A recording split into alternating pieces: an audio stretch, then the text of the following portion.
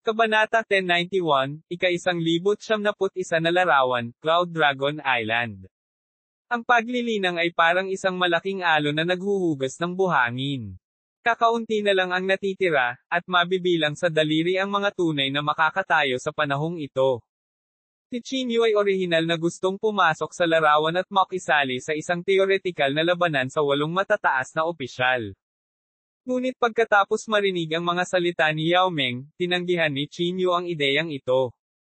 May 1 buwan pa bago bumaba ang 8 matataas na opisyal sa mundong ito. Hindi lang kayang mag-antala ni Chinyu. Maliban sa hindi maihahambing na mabigat na presyon sa kanyang mga balikat, si Chinyu ay mayroon pa ring mahinang inaasahan sa kanyang puso. Ang una ay ang banal na rehiyon ay malapit nang magbukas. Sa oras na iyon, magkakaroon siya ng pagkakataon na makipagkompetensya sa mga nangungunang henyo sa mundo. Ang pangalawa ay hanggat papasok siya sa banal na rehiyon, makakatagpo niya ang taong matagal na niyang inaasam araw at gabi. Oras na para magmadali. Tumayo si Chinyu. Tumingin siya kay Yao Meng at sinabing, "Miss Yao, pabor ka." "Mr. Chin?" Mangyaring magsalita, magalang na sabi ni Yao Meng. Sinabi ni Chinyu, "Tipunin ang lahat ng martial saints sa mundo sa Martial Arts Association sa Jingdo. Gusto kong buksan ang resources ng Martial Arts Association sa Jingdo." Bahagyang nagulat si Yao Meng. Tinakpan niya ang kanyang bibig at sinabing, "Gagawin mo ba talaga ito? Kailangan mong malaman na ito ang iyong isinakripisyo para sa iyong buhay." Bahagyang tumango si Chinyu at sinabing, "Napag-isipan ko na." Nang marinig ito, hindi napigilan ni Yao Meng na sabihin ng may kaunting paghanga, "Talagang hindi makasarili at kahanga-hanga si Mr. Chin." Sabi ni Chinyu na may mapait na ngiti, "Sa totoo lang, hindi naman ganoon. 1 buwan na lang ang natitira sa atin. Paano kung manapolyahin ko ang mga mapagkukunang ito? Hindi ko kayang tapusin ang lahat ng ito ng mag-isa. Bukod dito, kung ang banal na rehiyon ay magbubukas, natatakot ako na kailangan natin ng karagdagang tulong."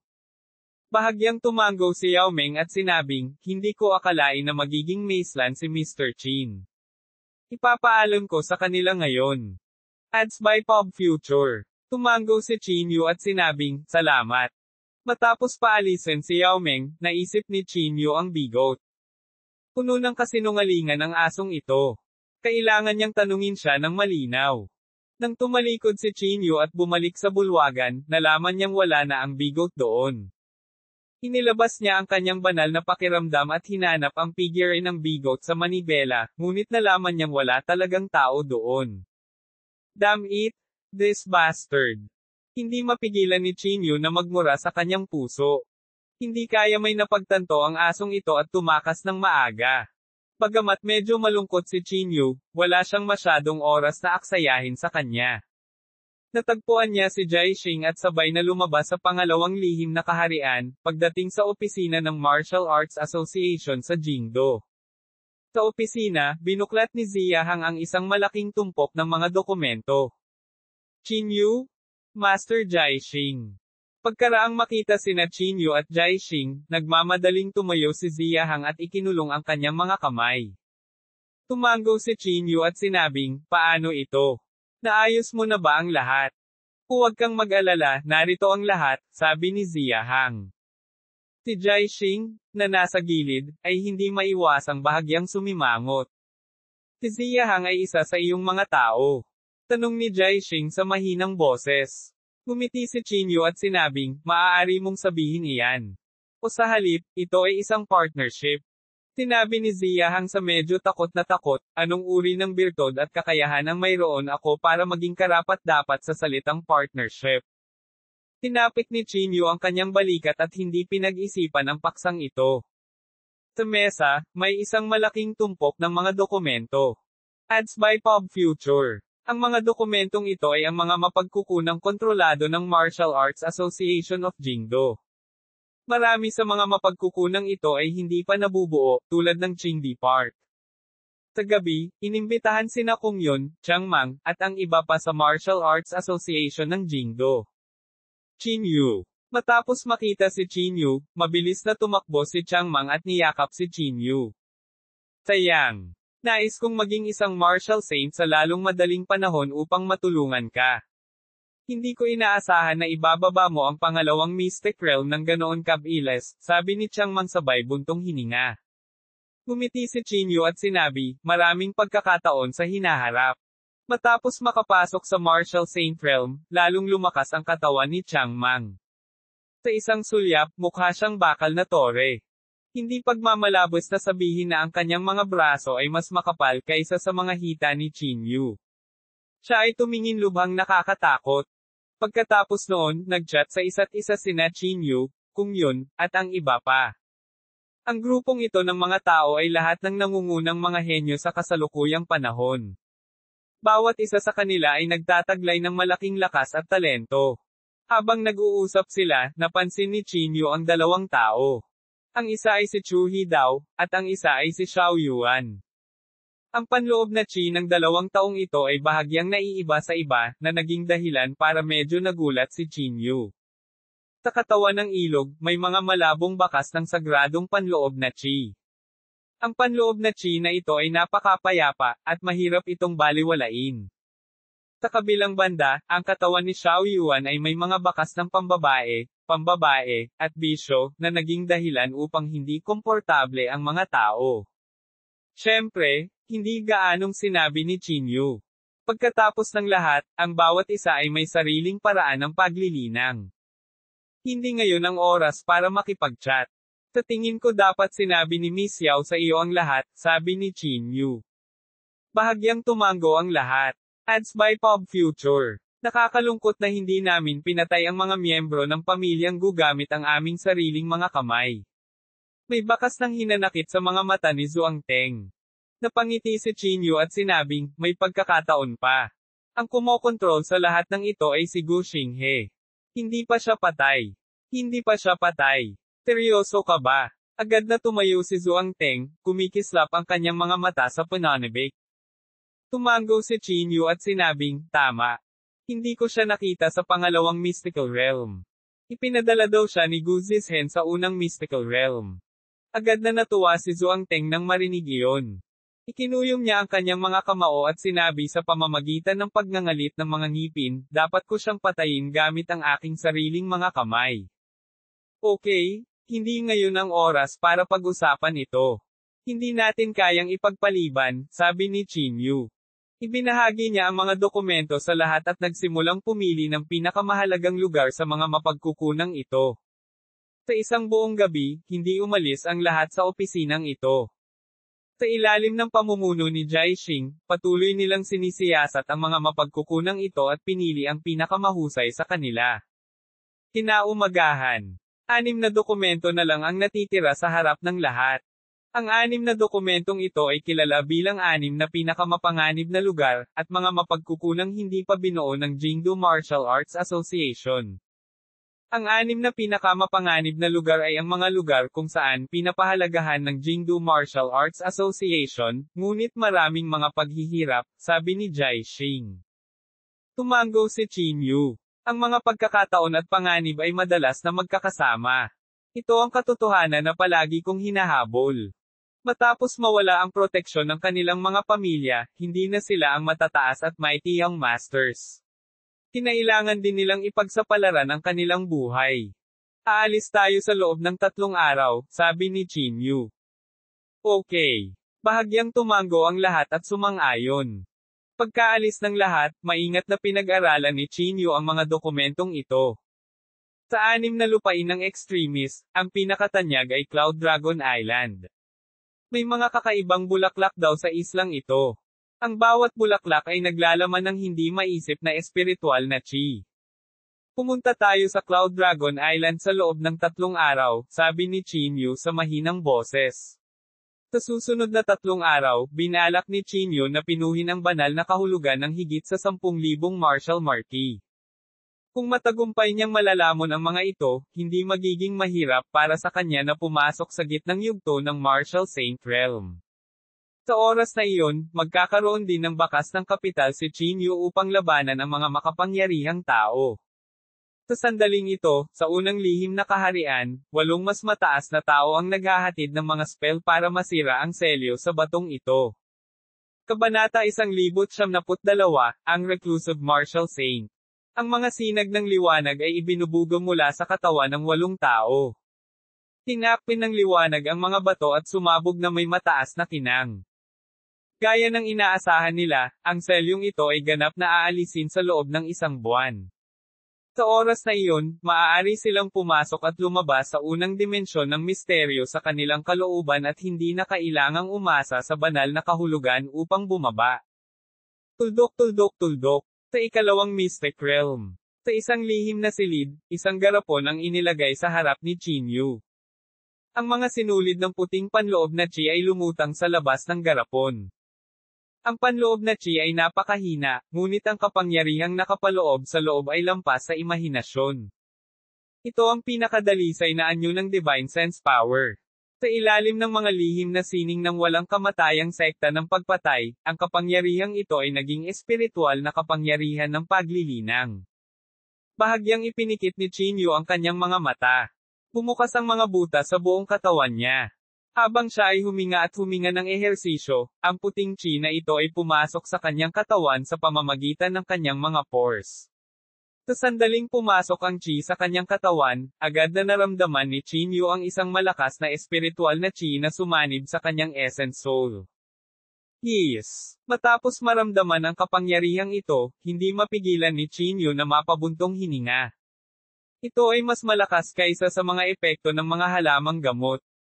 Kahit na ang heaven-grade medicinal pills na pininom ni Chinyu ay hindi maihahambing dito. Hindi katakataka na isinapanganib ni Tian Suehong ang kanyang buhay para magamit ang pamamaraang ito.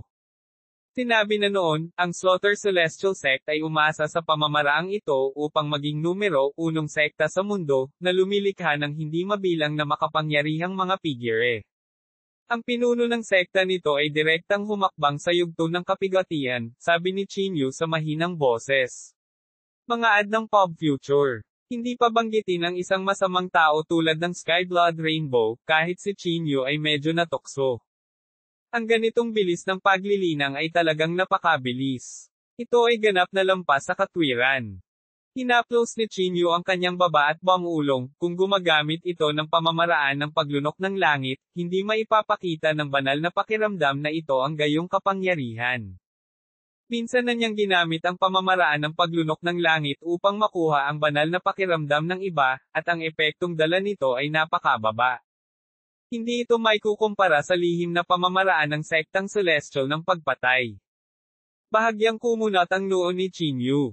Kailangan nating mahanap ang Heavenly Blood Rainbow sa lalong madaling panahon, sabi ni Chinyu sa mahinang boses. Ang Heavenly Blood Rainbow ay isang henyo ng walang kamatayang sekta ng pagpatay, at pinagkadalubhasaan niya ang lihim na pamamaraang ito. Kapag siya ay lumaki, ito ay magiging isang kapahamakan para sa mundo. Hindi imposibleng buhayin ang walang kamatayang sekta ng pagpatay. Bukod dito, medyo interesado rin si Chinyu sa lihim na pamamaraang ito.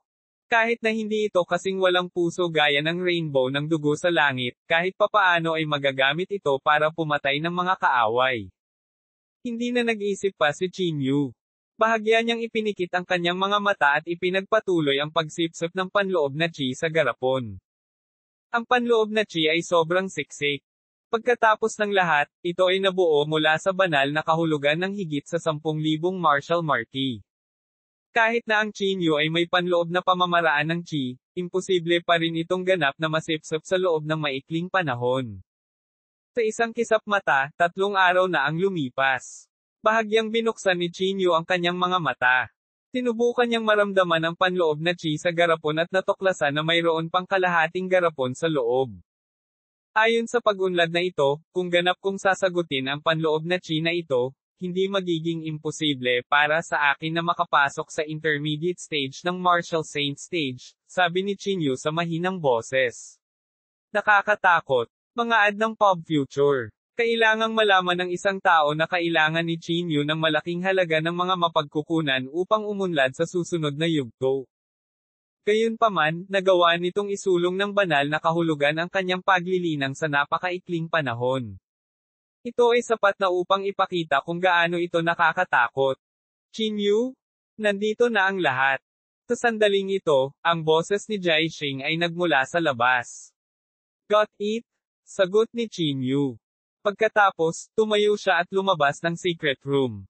Chinyu?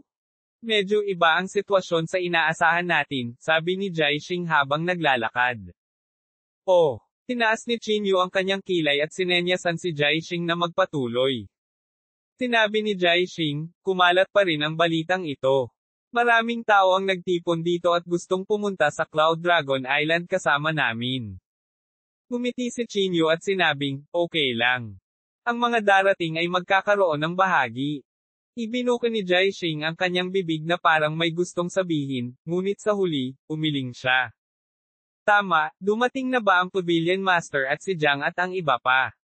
Sa pagkakataong ito, biglang may naisip si Chinyu. Oo, dumating na sila, sabi ni Jaixing. Bahagyang tumango si Chinyu. Ang gayong magandang bagay ay hindi maaaring iwanan. Lumabas ang dalawa sa Secret Realm at nagpunta hanggang sa Martial Arts Association sa Jingdo. Nakita nilang marami na ang nakatayo sa Martial Arts Discussion Hall. Bukod kay Changmang at sa iba pa, mayroon ding mahigit 10 estranghero. Ang ilan sa mga taong ito ay may puting buhok at ang ilan ay may hunch na figure.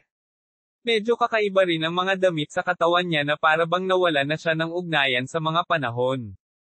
Mga ad ng Pop Future. Pavilion Master. Naglakad si Chinyu sa harapan ng Pavilion Master at yumuko sa kanya. Sumang-ayon ang Pavilion Master at pagkatapos ay nagsabi, Chinyu, kilala mo ba ang lahat ng mga taong ito? Hindi. Umiling si Chinyu. Inilabas niya ang kanyang banal na sentido at pinalampas ito sa kanila. Lahat sila ay martial saints. Hindi maiwasan ni Chinyu na medyo magulat. Kailan lumitaw ang napakaraming martial saints sa mundo? Ang ilan sa kanila ay nasa huling yugto pa ng Martial Saint Realm at kapantay ni Jaixing. Kakaiba iyon. Bago ito, bakit hindi ko pa sila narinig? Sabi ni Chinyu sa mahinang boses. Mataimtim na sinabi ni Jaixing, ang mga taong ito ay nasa loob ng maraming taon. Sa pagkakataong ito, malamang na narinig na nila ang balita ng banal na rehiyon. Hinaplos ni Chinyu ang kanyang baba. Wala siyang pakialam dito, ngunit ang ikinakuryos ni Chinyu ay kung bakit hindi sila pumunta sa Jingdo Martial Arts Association kanina para dambungin ang mga resources na ito. Jaixing, matagal nang hindi nagkita. Sa sandaling ito, isang matandang lalaki na may puting buhok ang lumakad habang nasa likod ang kanyang mga kamay. Ang panloob na chi sa kanyang katawan ay sobrang siksik, at ang bawat galaw niya ay naglalaman ng napakatindi na pagbabago-bago ng aura. Old eccentric Yuan, hindi ko inaasahan na darating ka rin, malamig na sabi ni Jaixing. Ang matandang lalaki na tinatawag na matandang sira-sira na si Yuan ay tumawa ng malakas at sinabing, sa napakagandang bagay, paano mawawala ang aking figure? Ikaw naman, narinig ko na si Gu Zizhen ay talagang patay na, at sumunod ka sa likod ng isang maliit na batang lalaki, na kumikilos bilang kanyang alipin. Bahagyang sumimangot si Jaixing at hindi gumawa ng ingay. Parang kasabwat ng mga tao sa paligid ang matandang ito. Tumingin sila kay Jaixing nang may mapanuksong tingin. Jaixing? Noon? Ikaw ay isang taong kayang mangibabaw sa mundo gamit ang isang mahabang espada. Paano ka napunta sa ganito? Pagpapatuloy ng matanda. Si Gu Zizhen ay patay na. Ikaw, ang numerong 2 sa loob ng 1,000 taon, ay hindi umakyat sa tuktok. Sa halip, hinayaan mo ang isang maliit na multo na agawin ang posisyon. Bahagyang kumunat ang noo ni Chinyu. Ang kanyang panloob na chi ay tumawid sa elder na ito at natuklasan na siya rin ay isang advanced stage martial saint. Ang kanyang lakas ay kapantay ng kay Jaixing. Gayunpaman, ang sinabi niya ay labis na hindi nasisiyahan sa mga tao. Tinulyapan siya ni Chinyu at sinabing, kung gusto mong pumunta sa Cloud Dragon Island, tumahimik ka at tumahimik ka. Tumawa ng malakas ang elder at sinabing, ikaw ang little brat na iyon, tama. Mukha kang ordinaryo, ngunit paano mo kinuha ang posisyon ni Gu Zizhen? Ipakita ang menu. Magbasa ng novel online ng buo Novel Bean. Nobela Ang Mayaman Kong Asawa Kabanata 1093. Ang Mayaman Kong Asawa. T1093. Ads by Pop Future. Kabanata 1093, Kabanata 1073, Nabasag sa tinadtad na karne. Pinaikit ni Chinyu ang kanyang mga mata at sinabing, mukhang limitado ang iyong impormasyon. Pinatay ko si Gu Zizhen. May problema ba kung ako ang pumalit sa kanya? Pinatay mo si Gu Zizhen. Isang bakas ng pagkagulat ang sumilay sa mga mata ng elder, at pagkatapos ay bumagsak ang kanyang tingin kay Jai Xing. Jai Xing? Isang bagay para sa iyo na ipagkanulo si Gu Zizhen, ngunit nakipagkapit kamay ka pa rin para patayin ang iyong amo. Anong mga benepisyo ang ibinigay sa iyo ng brat na ito? Lalong naging madilim ang ekspresyon ni Chinyu, at isang mahinang hangarin sa pagpatay ang lumabas sa kanyang katawan. Bakit? Gusto mo ba akong patayin? Malamig na tumawa ang Grand Elder. Naglakas loob ka bang salakayin ako bilang isang early stage martial saint? O balak mong makipagsanib puwersa kay Jai Xing tulad ng kung paano mo pinatay si Gu Zizhen? F*6 ang iyong ina. Bago pa makakilos si Chinyu, biglang sumilay ang matipunong figure. Siya ay napakatangkad at ang kanyang katawan ay naglalabas ng pulang ilaw. Bigla niyang sinuntok ang mukha ng Grand Elder. Ang suntok na ito ay nagpalipad sa Grand Elder ng daan-daang metro at ang katawan nito ay nontog sa dingding. Hindi lang iyon, halos mabali ang kanyang panga at tumutulo ang dugo. Old thing? Matagal na akong nakikinig sa iyo.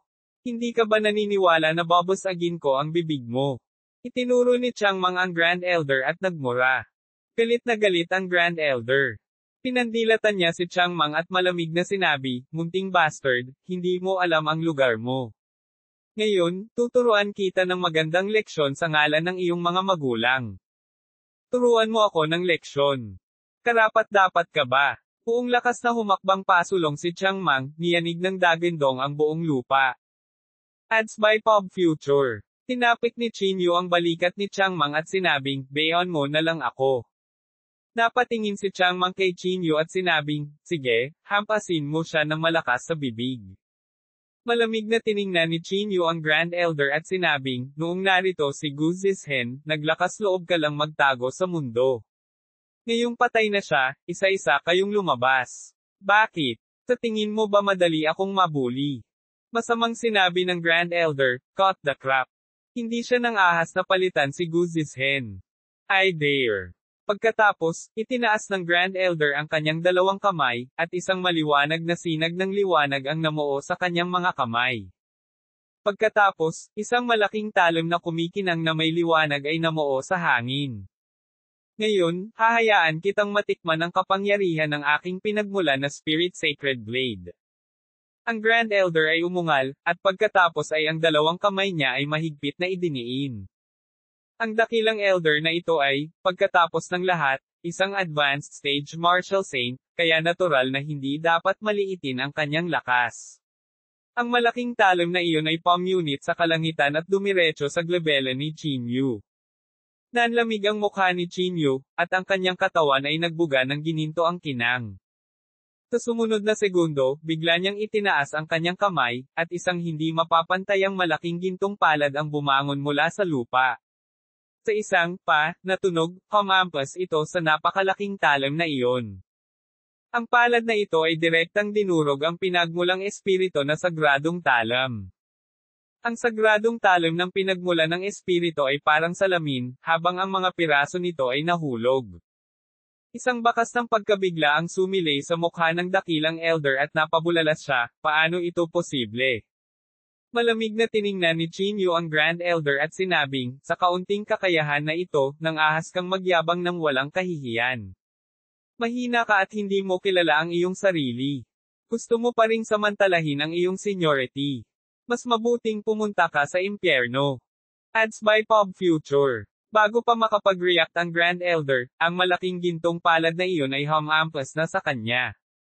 Ang gininto ang liwanag ay nagpapaliwanag sa langit at lupa, at ang palad ay nagdala kasama nito na gumulong na banal na kapangyarihan habang ito ay nadurog.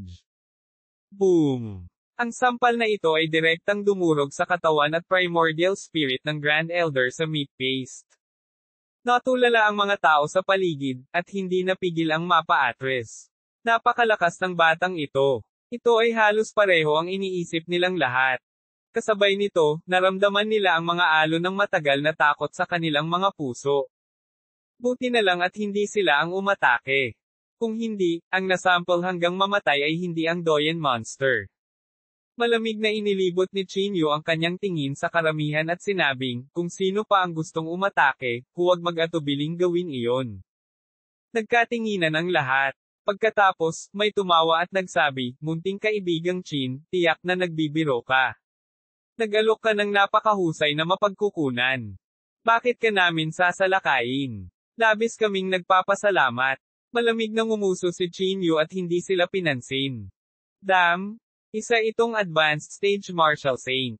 Napatay mo ba siya ng isang sampal? Hindi napigilan ni Changmang na lumapit at sinabi. Tumawa si Chinyu at sinabing, bagaman ang Doyen na iyon ay isang advanced stage martial saint, siya ay nag-iisa sa loob ng maraming taon. Ang kanyang lakas ay hindi masyadong maipakita. Kung siya ay katulad ni Jai Xing, natatakot ako na kailangan kong gumamit ng kaunting lakas. TSK, maging mahinhin ka. Inilibot ni Changmang ang kanyang mga mata. Napangiti si Chinyu at hindi na nagpaliwanag pa. Ads by Pop Future. Matapos patayin ang halimaw na Doyen, tila tumahimik ang lahat. Sina Chinyu, Pavilion Master, at Jiang ay nagtipon sa kanila at kinuha ang mapa. Naitala ng mapa ang Cloud Dragon Island. Mukhang narinig ko na ang Cloud Dragon Island.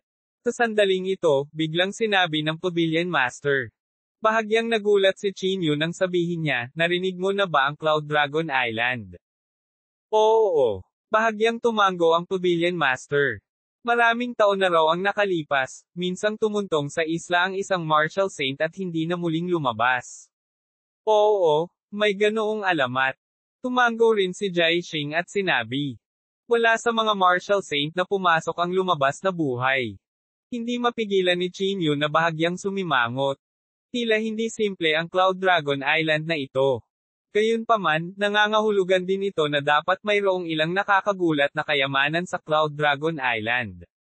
Kung hindi, hindi nila hahayaan ang napakaraming martial saints na ipagsapalaran ang kanilang buhay upang pumunta doon.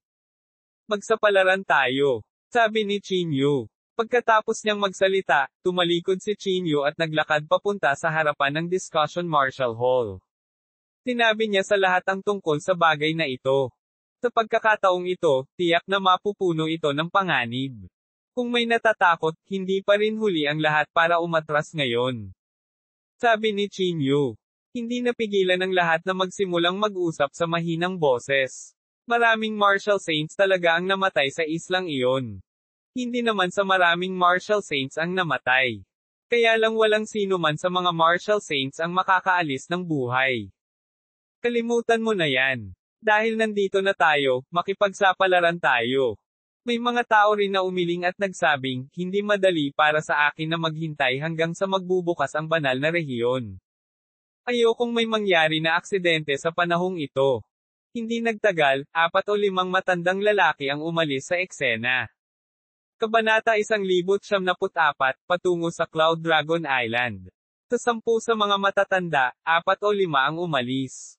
Hindi umimik si Chinyu. Inasahan na niya ang magiging resulta nito.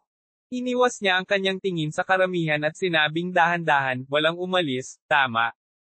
Sige, umalis na tayo. Dahil doon, lumingon si Chinyu para tingnan ang star picking. Mamantong hininga ang star picking bilang pasasalamat bago siya manguna at pinangunahan ang grupo patungo sa Cloud Dragon Island. Ang Cloud Dragon Island ay wala sa mga hangganan ng bansang yan, ngunit matatagpuan sa isang hiwalay na isla sa malalim na dagat. Ang lugar na ito ay masasabing tunay na tiwangwang at walang nakatira, na halos walang dumadaan dito. Siyempre, naging sanhi din ito ng medyo mahirap na daan patungo sa Cloud Dragon Island. Nagpalit ang grupo ng iba't ibang paraan ng transportasyon at nakarating sa dalampasigan. Nakatayo doon, tinitigil ni Chinyu ang walang hangganang antas ng dagat, bago niya itinaas ang kanyang daliri at itinuro ang isang tiyak na direksyon. Ayon sa lokasyon sa mapa, ito ay dapat sa direksyong ito, sabi ni Chinyu. Oo, Ngunit natatakot ako na medyo mahirap pumunta sa Cloud Dragon Island, sabi ni Jaixing. Okay lang. Bahala na. Tinapik ni Zhuang Teng ang kanyang dibdib. Marami siyang koneksyon, kaya mas madaling makahanap ng barko. Sumulyap si Jaixing kay Zhuang Teng at sinabing, kakaunti lang ang mga barkong papunta sa Cloud Dragon Island. Kahit na mayroon kang mahusay na koneksyon, wala itong silbi. Subukan mo. Kung talagang hindi ito gumana, mag-iisip tayo ng ibang paraan, nakangiting sabi ni Zhuang Teng. Ads by Pop Future.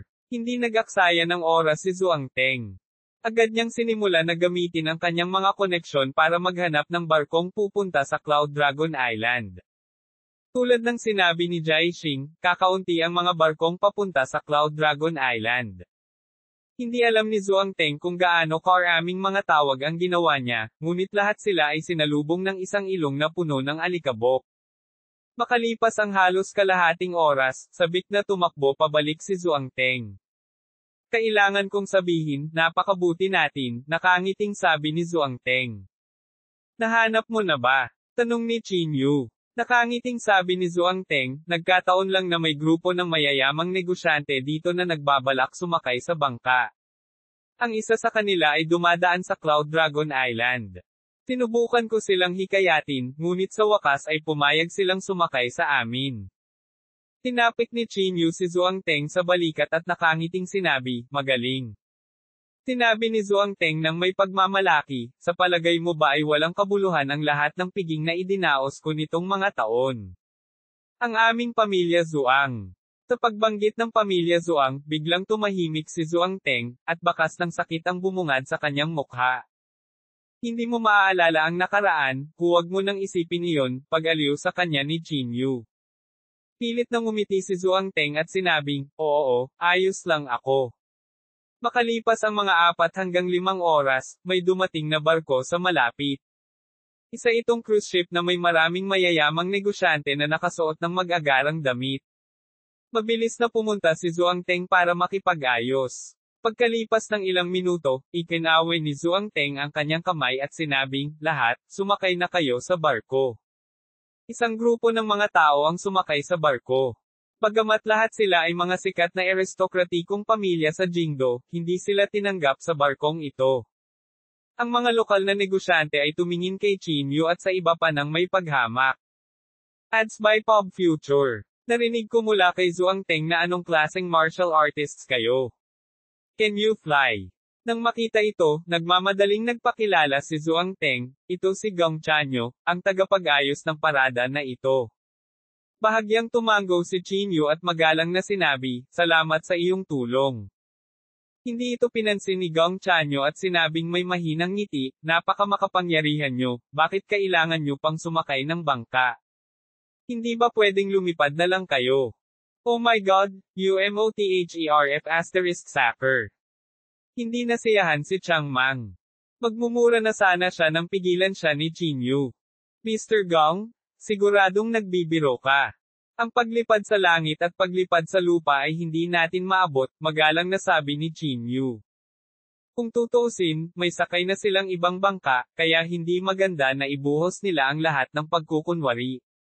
Gumuso si Gong Chanyo at sinabing, hindi ko talaga alam kung ano ang ipinagyayabang ninyo araw-araw.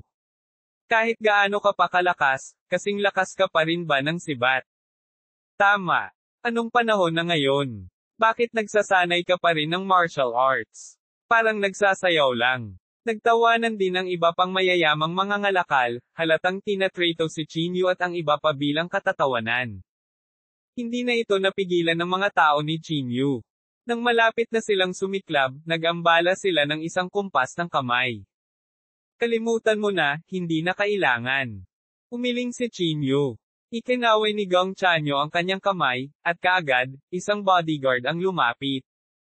Ang aking bodyguard ay kinuha mula sa ibang bansa sa mataas na presyo.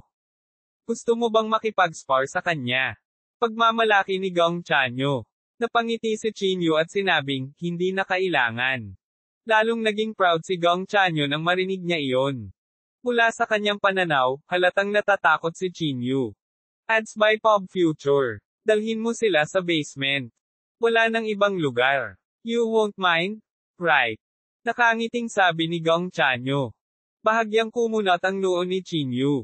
Walang masyadong tao sa barko. Halatang kasinungalingan ang sabihing walang matitirhan.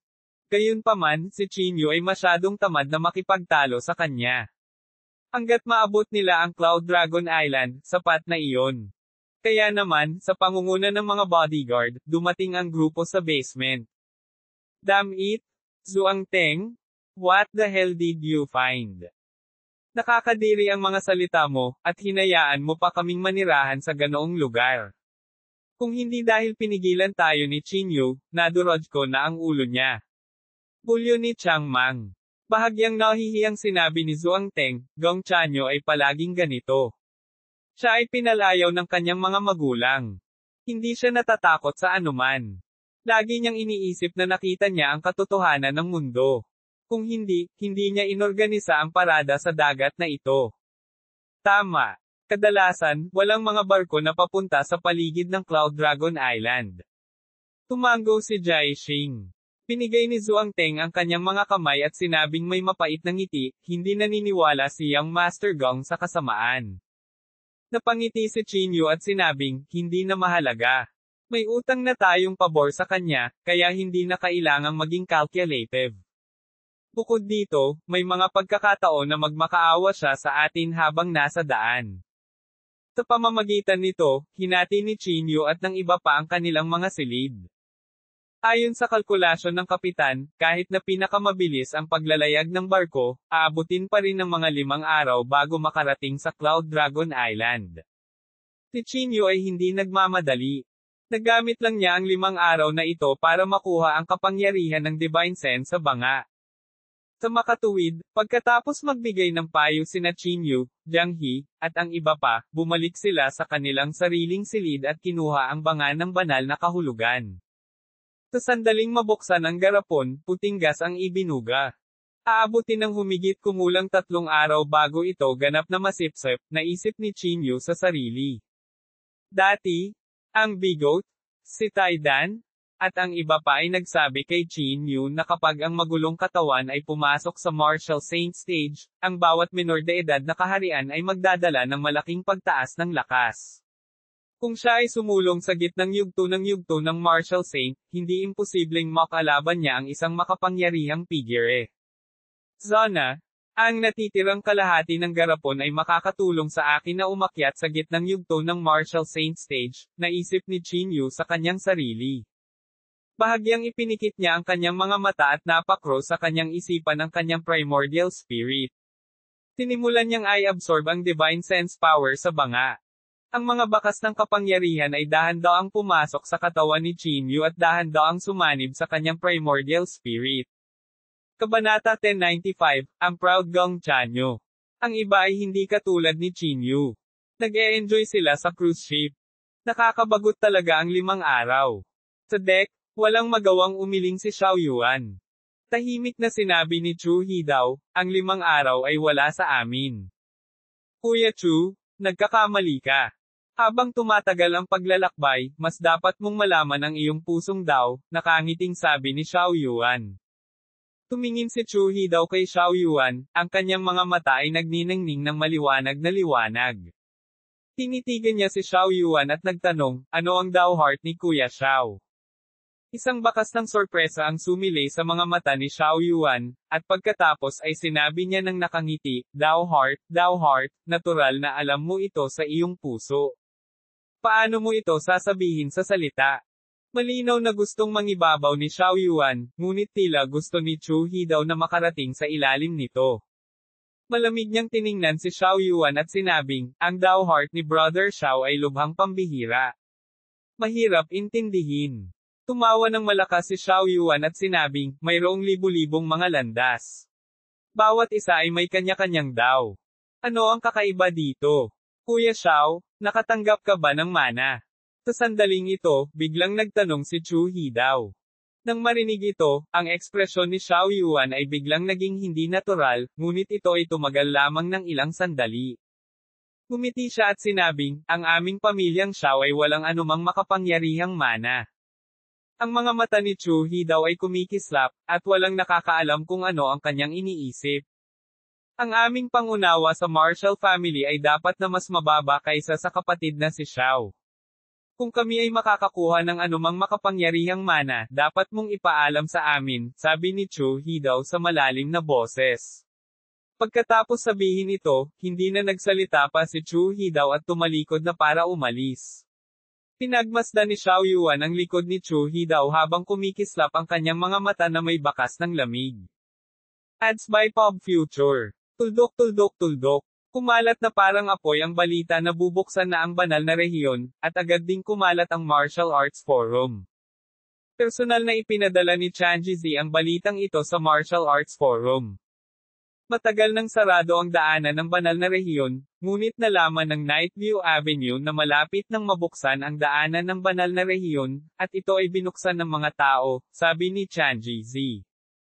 May nagtanong sa ibaba, sa pamamagitan ng mga tao.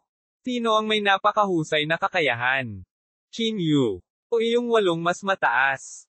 Sumagot si Chanjizi, wala sa kanila. Wala sa kanila ang may ganoong kalaking kakayahan. Sa sandaling sinabi ang mga salitang ito, ang buong Martial Arts Forum ay nagkagulo. Matagal nang kumalat ang balita na ang mga nakatataas ay nasa Almighty Realm. Kahit na wala silang ganoong kalaking kakayahan. Kung gayon sino ang nagbukas ng Holy Region Passage? Ito ba ay isang pag-iral na nalampasan ang makapangyarihang kaharian? May nagpatuloy sa pagtatanong, na gustong malaman ang usapan, ngunit hindi sumagot si Tianjizi. Ang banal na rehiyon ay nagbukas. Malamang, ang mga maaaring magtungo sa banal na rehiyon ay mga henyo rin. Ang grupo na pinamumunuan ni Qin Yu ay tiyak na pupunta muna sa Holy Region. Isang hakbang sa isang pagkakataon, isang hakbang sa isang pagkakataon. Natatakot ako na hindi na natin maabutin ang mga taong ito. Maaaring hindi ito isang magandang bagay. Maaaring hindi sila mapaunlakan ng banal na rehiyon. Ang ganitong uri ng lugar ay sumusunod sa batas ng gubat. Hindi ligtas na pumunta doon. Masiglang nag-usap ang lahat, ngunit tila napuno sila ng kuryosidad at pananibik para sa banal na rehiyon. Sa cruise ship, dahan-dahan pa ring sinisipsip ni Qin Yu ang kapangyarihan ng Divine Sense sa garapon. Kailangang sabihin na ang aura na ibinigay ng garapon ay talagang walang kapantay. Kahit na ang pinakamalinis na panloob na chi ay hindi maihahambing dito. Ang cruise ship ay naglalayag sa dagat. Ads by Pop Future. Kung ikukumpara sa malawak na dagat, ang cruise ship ay mukhang napakaliit, tulad ng isang maliit na bangka. Ang mga tao sa barko ay tumingin sa malayo, hawak ang mga baso ng alak sa kanilang mga kamay. Sila ay lubos na nasisiyahan sa kanilang sarili. Nagtataka ako kung makakatagpo ba tayo ng anumang panganib sa paglalakbay na ito sa Cloud Dragon Island, sabi ni Yao Meng. Ang panganib ay hindi maiiwasan. Hindi ba sinabi mo na walang Martial Saint ang nakaalis sa Cloud Dragon Island? Sabi ni Zhuang Teng. Nanatiling tahimik ang karamihan. Bagamat napuno sila ng pananibik para sa Cloud Dragon Island, sa parehong oras, sila ay bahagyang nag-aalala. Sa sandaling ito, lumakad si Gong Chanyo habang iniindayog ang kanyang tasa ng alak. Ngumiti siya ng mahina at sinabing, mga kaibigang militar, pinag-uusapan ba ninyo ang martial arts? Ang mga salita ni Gong Chanyo ay may dalang kaunting panunuya, at ang kanyang tingin ay walang katumbas na panghahamak. Hindi napigilan ni Yao Meng na tumawa at sinabing, Mr. Gong, bagamat mahilig kami sa martial arts, hindi ibig sabihin na ang iba naming kaiganhawahan ay mas mababa kaysa sa iyo. Kung talagang pag-uusapan natin ito, lahat ng tao dito ay may lakas kaysa sa iyo.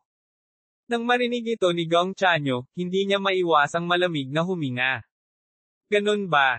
Alam kong taga Jingdo kayo, at sinasabi nila na ang mga tao ni Jingdo ay makapangyarihan sa lahat. Gusto ko silang makita. Tinaas ni Yao Meng ang kanyang kilay at sinabing, seryoso ka ba? Tumawa ng malakas si Gong Chanyo at sinabing, lagi kong tinutupad ang aking salita. Siyempre, nakikita kong medyo maganda ka. Kung handa kang magpalipas ng gabi kasama ako, baka mabawi ko ang sinabi ko ngayon. Pagkasabi pa lang niya noon ay biglang naging pangit ang mga ekspresyon ng mga taong nagmamahalan.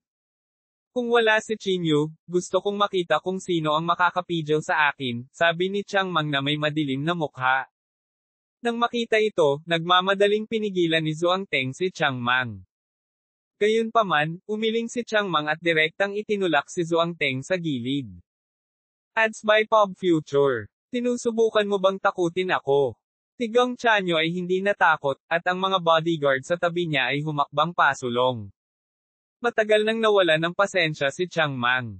Sa grupong ito ng mga tao, bukod kay Chinyu, malamang na walang ibang makakapigil sa kanya. Sa makatuwid, wala nang sinabi pa. HMM. Sa sandaling ito, biglang sumimangot si Yao Meng. Mukhang may lumalapit sa atin.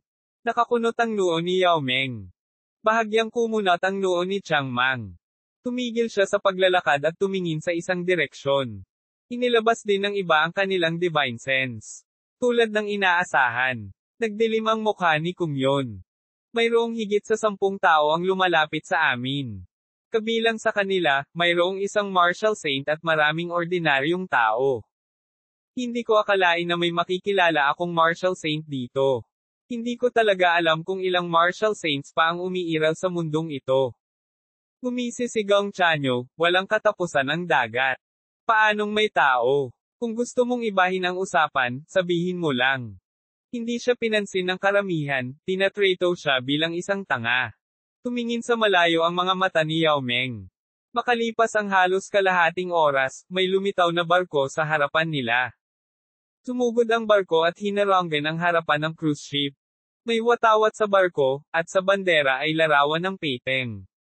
Nang makita ang barko, nagbago ng husto ang mukha ng isang nasa may edad na lalaki sa tabi niya. Nako, nakilala pa rin natin sila.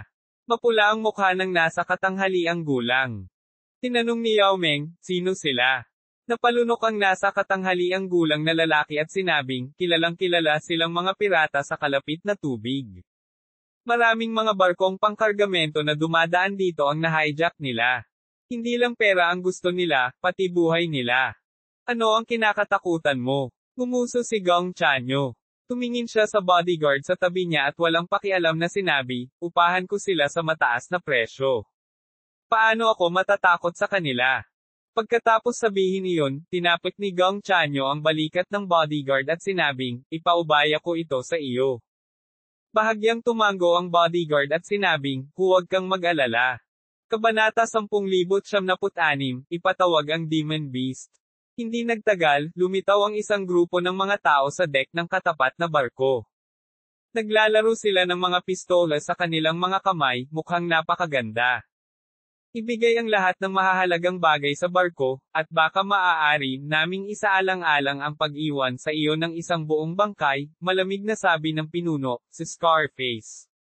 Pinagpag ni Gong Chanyo ang baso ng alak sa kanyang kamay at walang pakialam na sinabi, hayaan mo akong bigyan ka ng payo. Huwag mong bigyan ng problema ang iyong sarili. Nanlamig ang mukha ni Scarface nang marinig iyon. Inilabas niya ang kanyang pistola at itinutok kay Gong Chanyo. Bago pa makapagsalita si Gong Chanyo, hinailan na ni Scarface ang gatilyo.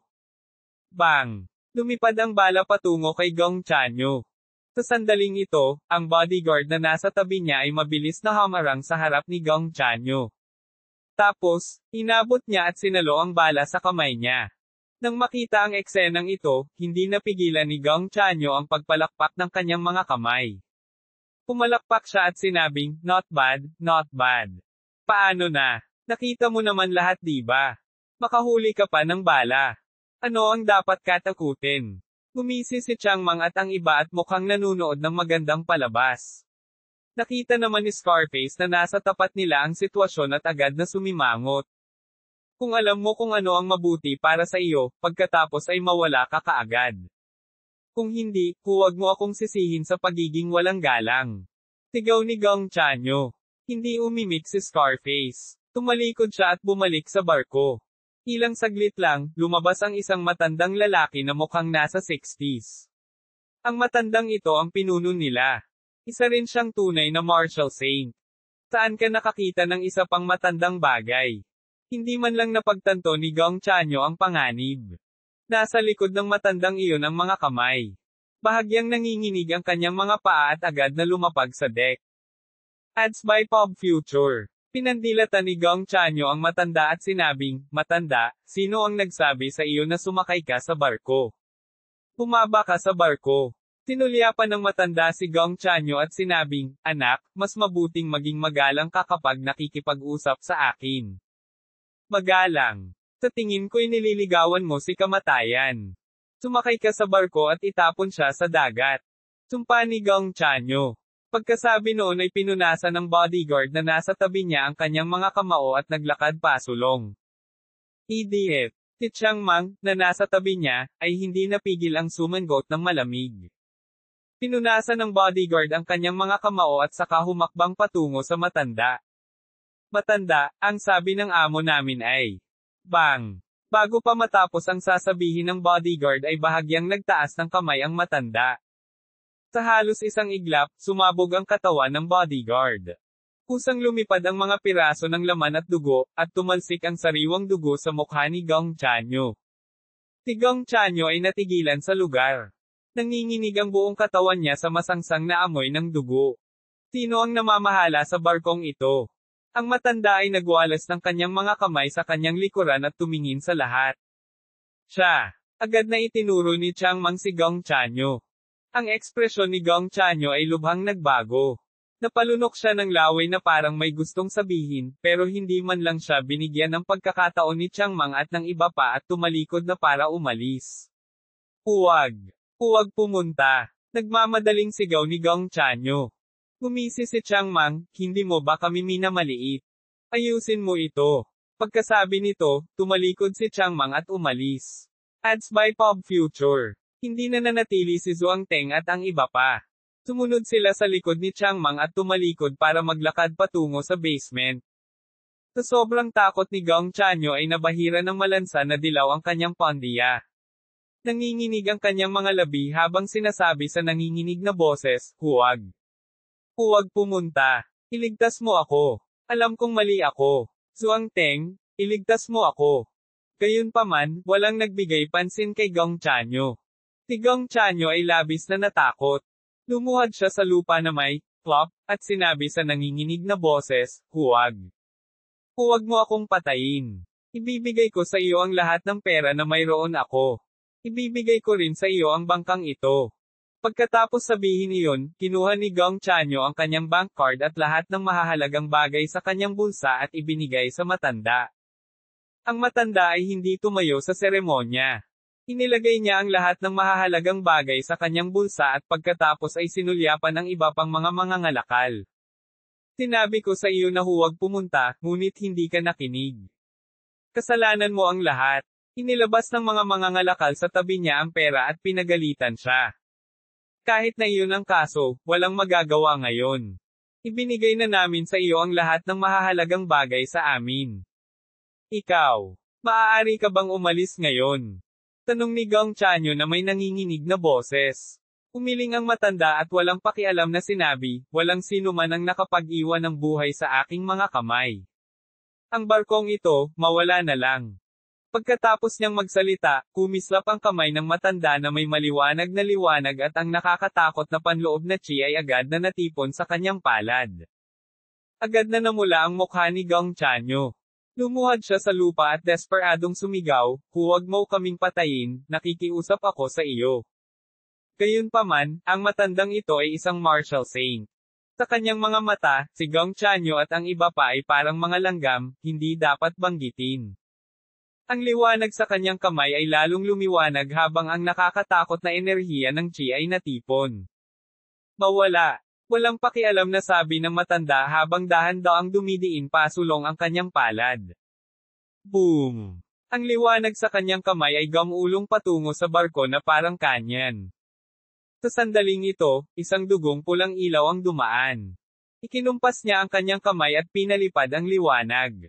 Sumabog ang liwanag sa ibabaw ng dagat. Ang tubig dagat ay yumanig na parang nag-trigger ng tsunami. Ads by Pop Future. Damn it!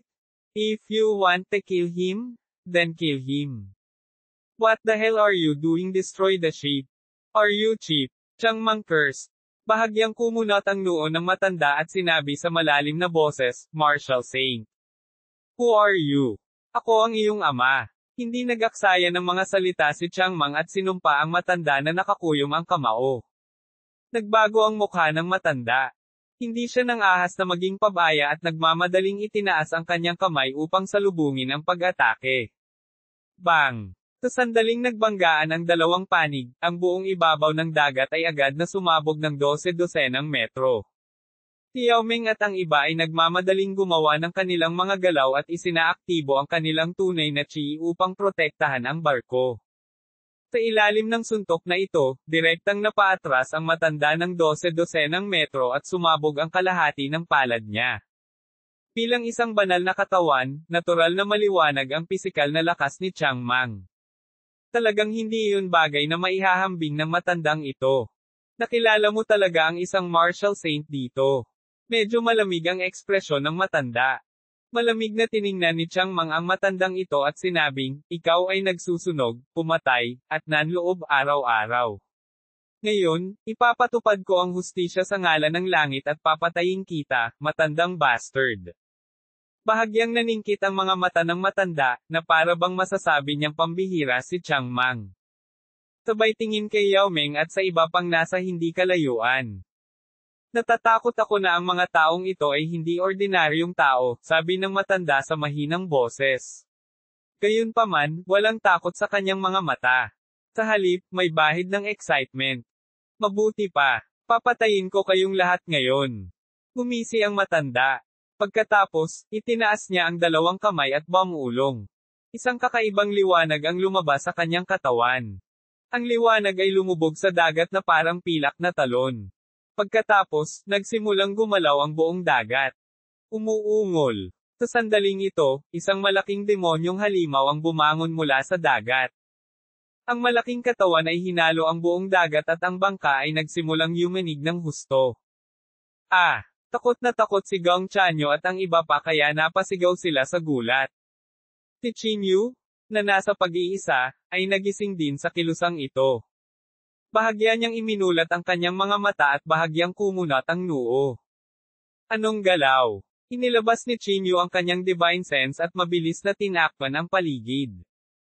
Kabanata 1097, pinakawalan ni Chiang Mang ang kanyang kapangyarihan. Tila may naramdaman si Chin Yu nang maramdaman niya ang mga alon ng panloob na chi na nagmumula sa ibabaw ng dagat. Gayunpaman, hindi siya masyadong nagulat. Hindi mapayapa ang daan na ito sa simula. Lalo siyang nasanay na makakita ng mga taong nakaharang sa daraanan niya. Hindi ko inaasahan ang isang martial saint na haharang sa aking daraanan at rob me. Sabi ni Chin Yu sa mahinang boses. Bagamat sinabi na niya, wala siyang balak na lumabas ng bahay. Kasama si Chiang Mang at ang iba pa sa paligid, kahit na isang martial saint ang hamarang sa kanilang daan, walang dapat ikabahala. Kaya, muli siyang naupo ng naka-cross-legged at nagpatuloy sa pagsipsip ng divine sense power sa banga na ito. Sa sandaling ito, ang labas ay nasa estado ng pagkabalisa. Hindi alam kung anong uri ng lihim na pamamaraan ang ginamit ng matandang lalaki para ipatawag ang isang malaking demonyong halimaw. Ang demonyong halimaw na ito ay mukhang isang piteng, ngunit ito ay iba sa isang piteng. Ang dalawang palikpik nito ay naging dalawang malalaking braso. Ang tiyan ng isda ay kumikinang na may malinaw na kristal na liwanag, na parang nilagyan ng patong ng baluti. Ang pares ng malahiyas na mata ay naglabas ng malupit at uhaw sa dugo na liwanag. Parang bakal na kutsilyo ang mga pangil na tumutulo mula sa sulok ng bibig nito. Sa pagtingin sa malaking demonyong halimaw na ito, hindi napigilan ni Chiang Mang ang pag-ungol, ano ito? Hindi ito tao o multo. Ang matandang lalaki na nakatayo sa hindi kalayuan ay inilagay ang kanyang mga kamay sa kanyang likuran at sinabing walang pakialam, ito ay isang itim na dragon shark, at ito ay isang martial saint na black dragon shark. Black dragon shark. Isang advanced level earth rank demonic beast. Bahagyang sumimangot si Yao Ming. Ang isang demonyong halimaw sa antas na ito ay nasa parehong antas ng maliit na itim. Noon, si Chin Yu ay gumugol ng maraming pagsisikap upang harapin ang maliit na itim. Ads by Pop Future. Ang mundo sa ilalim ng dagat ay bihirang nabuo. Walang nakakaalam kung gaano karaming hindi kilalang mga demonyong hayop ang nakatago sa ilalim ng dagat, malamig na sabi ni Kung Yun sa gilid.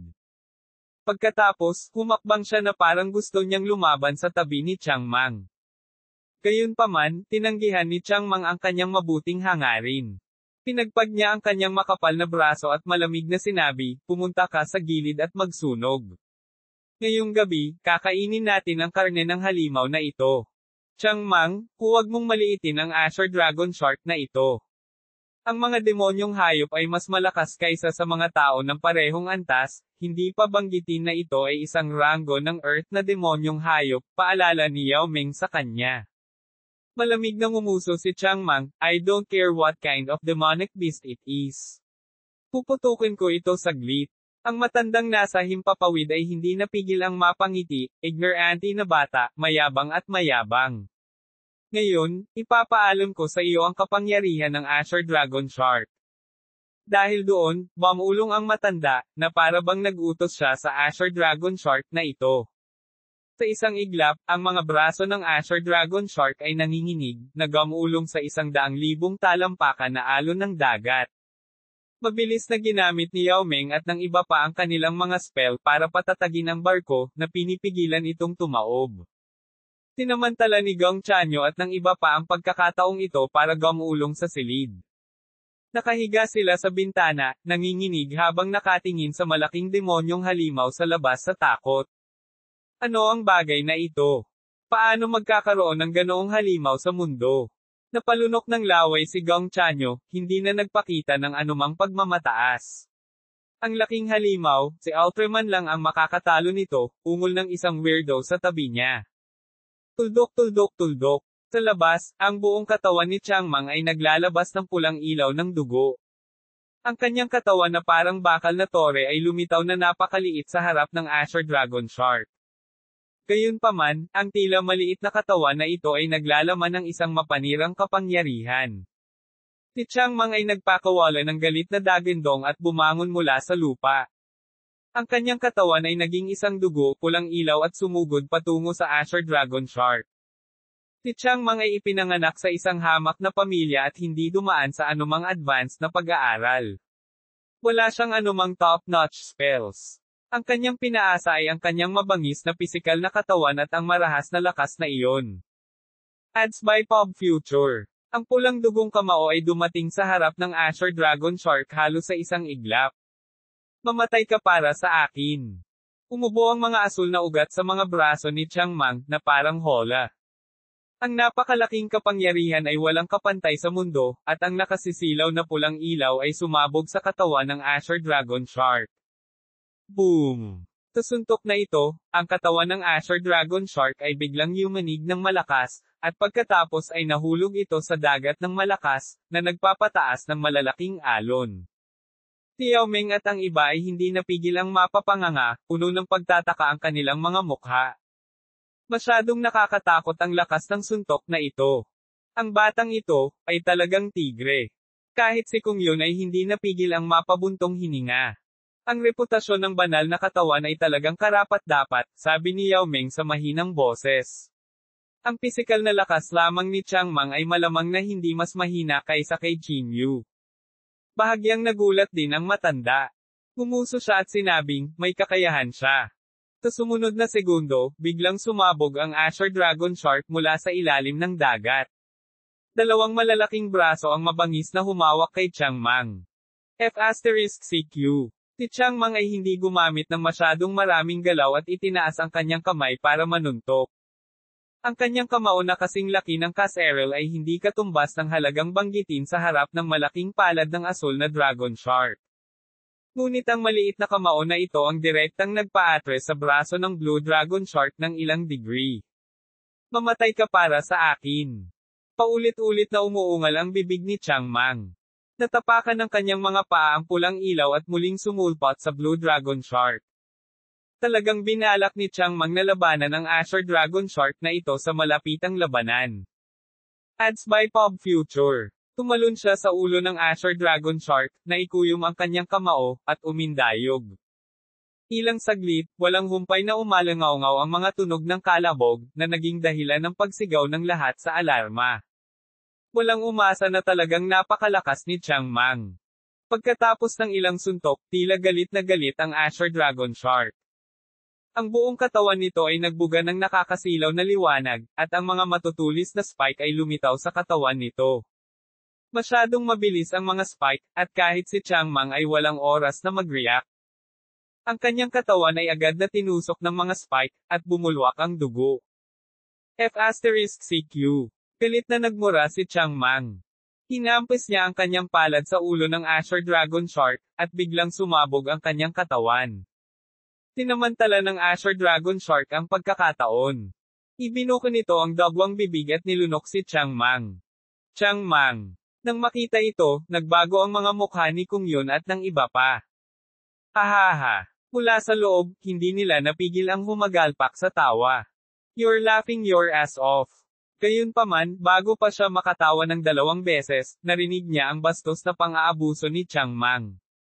Pagtingin niya, nakita niya ang 2 braso ni Chiang Mang na pilit na binubuksan ang bibig ng Black Dragon Shark.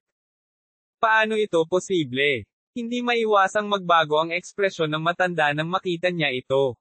Kailangang malaman ng isa na ang puwersa ng kagat ng Black Dragon Shark ay napakalakas, kahit isang malaking bundok ay maaaring durugan sa isang iglap. Ngunit sa sandaling ito, ang bibig ng Black Dragon Shark ay talagang pilit na ibinuka ni Chiang Mang. Ito ay likas lamang na makadiyos na lakas. Maging si Yao Ming at ang iba pa ay natulala. Kaya ito ang banal na katawan, isang talento na makikita ng mata. Hindi napigilan ni Kung Yun ang buntong hininga. Bago pa makabawi ang lahat, biglang sinuntok ni Chiang Mang ang malalaking ngipin ng Azure Dragon Shark. Pitik. Ang mga ngipin na parang talim ng bakal ay agad na nadurog sa pamamagitan ng suntok. Hahayaan kitang kagatin ako, ngayong araw na ito ay babasagin ko ang iyong mga ngipin ng aso para sa iyo. Tila nabaliw si Chiang Mang. Niyakap niya ang mga ngipin ng Azure Dragon Shark at ginamit ang kanyang mga braso para piliting bunutin ang mga ngipin ng Azure Dragon Shark. Kabanata 1078, isang nakakatakot na demonyong halimaw. Natigilan ang lahat sa bangis ni Chiang Mang. Itong batang ito. Ibinuko ni Zhuang Teng ang kanyang bibig, hindi alam kung tatawa o iiyak. Inihagis ni Chiang Mang ang pangil sa dagat at umatras. Ang itim na dragon shark ay tila lubos na nagalit kay Chiang Mang. Ang malaking katawan nito ay nagbuga ng kakaibang liwanag, at ang buong katawan nito ay walang tigil na nanginginig. Boom! Sa sandaling ito, ang asul na dragon shark ay biglang nanginig, at ang buong ibabaw ng dagat ay agad na gumalaw. Ang tubig dagat ay naging mga sinag ng liwanag na tumakip sa langit at lupa habang sila ay kumalat patungo sa Chiang Mang. Si Chiang Mang ay hindi natakot. Kinuyam niya ang kanyang kamao at binasag iyon. Gayunpaman, ito ay pagkatapos ng lahat ng tubig dagat. Matapos itong hawakan, agad na kumalat ang tubig dagat, at agad na tumagos dito ang kamao ni Chiang Mang. Splash! Biglang tinakpan ng tubig dagat ang katawan ni Chiang Mang, at para itong maraming tanikala, dahilan para hindi makagalaw si Chiang Mang. Ibinuko ni Chiang Mang ang kanyang bibig at galit na umungol, at isang madugong liwanag ang bumungad sa kanyang buong katawan, na naging sanhi ng pagtilamsik ng tubig dagat na nakatali sa kanyang katawan, ngunit hindi niya nagawang makawala. Ads by Pop Future. Nanginginig ang buntot ng Black Dragon Shark, at direktang pinalipad nito si Chiang Mang. Ang pag-atake na ito ay napakabigat at malakas. Maging ang katawan ni Chiang Mang ay pinalipad, at may mga bitik sa kanyang katawan. Hua! Ang malaking katawan ng itim na dragon shark ay sumugod kay Chiang Mang, at ang dalawang malalaking palad nito ay malakas na humampas kay Chiang Mang. Sa ilalim ng hampas ng palad na ito, ang katawan ni Chiang Mang ay agad na natatakpan ng mga madugong peklat. UMOTHERF***Sacker. Agad na nagalit si Chiang Mang. Bagamat malagkit ang kanyang katawan, mas lumaban siya, lalo siyang naging matapang, at lalo siyang naging irritable. Swoosh! Lumawak ang dalawang pangil ng Black Dragon Shark at lumapit kay Chiang Mang ang malaking katawan nito. Papalapit na sa katawan ni Chiang Mang ang dalawang pangil. Buong lakas na nagpupumiglas si Chiang Mang. Ang tubig dagat ay patuloy na nanginginig na parang anumang oras ay lalagas na. Gayunpaman, huli na ang lahat. Sa kritikal na sandaling ito, isang banal na liwanag ang kumislap at hamarang sa mga sungay ng Black Dragon Shark. Ang umatake ay si Yao Ming. Lumutang ang malambot niyang katawan at bahagyang nanginginig ang mga kamay. Ang mga sinag ng liwanag ay gumagalaw kasama niya. Nanginginig ang palad ni Yao Ming at tumama ang liwanag sa katawan ng Pei-Teng, na nagpalipad dito ng ilang metro. Tinamantala din ni Chiang Mang ang pagkakataong ito para tuluyang makawala sa mga pagpigil. Lahat, sama-samang salakayin at patayin ang halimaw na ito. Nanginginig ang katawan ni Kung Yun at lumitaw ang mahabang sibat sa kanyang kamay. Ads by Pop Future. Tumayo din si Zhuang Teng at ang iba pa. Ang panloob na chi ng Martial Saint ay agad na pumutok at napuno ang buong ibabaw ng dagat. Malamig na bumantong hininga ang matandang nasa hindi kalayuan. Inilagay niya ang kanyang mga kamay sa kanyang likuran at walang pakialam na sinabi, "Huwag kang mag-alala, lahat ay may isa." Pagkatapos niyang magsalita, bahagyang pumikit ang matanda at bumulong sa mahinang boses. Sa isang sandali lang, muling sumabog ang ibabaw ng dagat. 1, 2, 3. Sa kabuuan, mahigit 10 demonyong hayop ang sumabog mula sa ilalim ng dagat. Ang bawat demonyong hayop ay nakapasok na sa Martial Saint stage. Nang makita nila ang eksenang ito, ang mga ekspresyon ng lahat ay naging medyo hindi magandang tingnan. Mahirap nang harapin ang isang Azure Dragon Shark lang, at ngayon, napakaraming demonyong halimaw ang lumitaw. Natatakot akong lahat ay kailangang gawin ang kanilang makakaya, sabi ni Yao Ming. Hinawakan ni Kung Yun ang kanyang mahabang sibat sa kanyang kamay at ngumuso, kung gayon, magkaroon tayo ng isang mahusay na labanan. Miss Yao? Manatili ka sa likod para protektahan ang katawan ng barko, biglang sabi ni Zhuang Teng. Natigilan si Yao Ming. Bahagyang kumunat ang noo niya, at bakas ang pag-aalala sa malalaking mata niya. Ads by Pop Future. Huwag kang mag-alala, hindi tayo dapat gawing trifle. At saka, kung gusto nating protektahan ang katawan ng barko, kailangan natin ng malakas na espiritual na kapangyarihan para suportahan ito. Natatakot ako na walang iba kundi ikaw ang makakakumpleto sa misyon na ito, sabi ni Zhuang Teng. Bagamat bihirang kumilos si Yao Ming, tila alam ng lahat sa kanilang mga puso na ang kanyang espiritual na puwersa ay sobrang siksik at ang kanyang lakas ay hindi maarap. Nang makita ito ni Yao Ming, hindi na niya sinubukang umiwas. Tumanggo siya at sinabing, "Okay." Isang malaking labanan ang malapit ng sumiklab anumang oras. Nang magkapit-bisig ang ilang Martial Saints, para silang magdudulot ng tsunami. Parang nanginginig ang buong mundo sa sandaling ito. Kahit na si Yao Ming ay may malakas na espiritual na puwersa, medyo hindi pa rin niya kayang tiisin ang isang mahusay na labanan sa antas na ito. Sa una, nagawa niyang protektahan ang barko ng buong lakas. Gayunpaman, sa paglipas ng panahon, ang kanyang panloob na chi ay nagsimulang magdusa habang ang barko ay nagsimulang yumanig ng higit at mas marahas. May mga patong-patong na pawi sa kanyang purong puting noo habang bahagyang nanginginig ang kanyang maselang katawan. Lalong lumakas ang pagyanig ng malaking barko na tila batataob. I can't hold on much more. Yao Ming gritted her teeth and said in a low voice. Gayunpaman, ang labanan na ito ay lumubog sa isang estado ng pagkabalisa. Pagkatapos ng lahat, iyon ay mga demonyong hayop sa yugto ng Martial Saint at marami sa kanila. Halos imposibleng tapusin ang labanan sa maikling panahon. Dahil sa marahas na pagyanig, nagising si Chinyo, na nasa closed-door cultivation. Bahagyang kumunat ang noo niya at sinabi sa mahinang boses, "Anong nangyari? Nakatagpo ba tayo ng tsunami?" Tumayo si Chinyo at tumingin sa labas ng bintana. Ang eksena sa labas ng bintana ay hindi maiwasang bigyan ng malaking pagkabigla si Chinyo. Napakaraming demonyong halimaw. Natigilan si Chinyo saglit bago siya nagsalita ng may galit, "Damn it, kung ang isang Martial Saint demonic beast ay makakakuha ng kanyang panloob na core, hindi ba ito ay isang fortune?" Sa pag-iisip nito, nagmamadaling iniligpit ni Chinyo ang garapon at nagmamadaling pumunta sa deck. Sa sandaling ito din na hindi na nakayanan ni Yao Ming. Kahit na sinubukan niyang protektahan ang barko, ang kanyang espiritual na kapangyarihan ay naubos na. Napailing na lang siya at muntik nang mahulog sa lupa.